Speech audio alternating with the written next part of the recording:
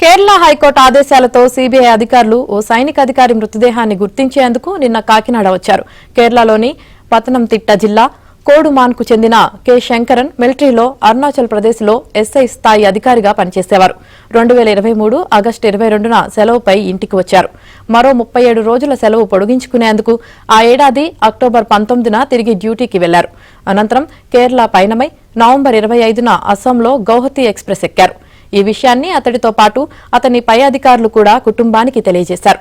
అయితే 2023 నవంబర్ 27వ తేదీన Chennai railway station నుంచి శంకరన్ భార్య కుమారునికి ఫోన్ కాల్ వచ్చింది. ఆ కాల్లో ఎవరో ఓ వ్యక్తికి చెందిన luggage bag Chennai railway station దగ్గరలో పడిపోయిందని చెప్పాడు.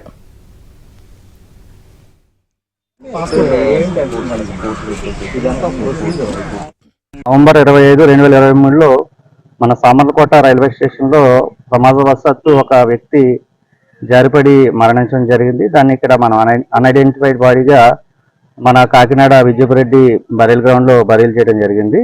దీని మీద మనకి తిరువనంతపురం హైకోర్టు సూచనల మేరకు సిబిఐ వారు ఈరోజు దీన్ని అన్ఐడెంటిఫైడ్ బాడీని మనకి గుర్తించడానికి ఇక్కడికి రావడం జరిగింది. దీనిలో భాగంగా ఇక్కడ మనకి ఎగ్జిబిషన్ చేస్తున్నాం.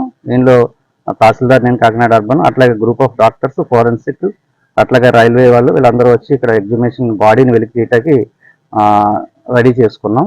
ఎగ్జిబిషన్ తర్వాత కలెక్ట్ చేసి డిఎన్ఏ శాంపిల్స్కి ఎగ్జిబిషన్ పంపిస్తాం. శశాంక్ అని ఆయన ఆర్మీ పర్సన్, నేటివ్ ఆఫ్ వాళ్ళ సన్ హైకోర్టులో పిల్లేశారు. తిరువనంతపురం హైకోర్టులో వాళ్ళ ఫాదర్ బాడీని ఐడెంటిఫై చేయడానికి ఇప్పుడు డిఎన్ఏ శాంపిల్స్ అవి సేకరిస్తారు.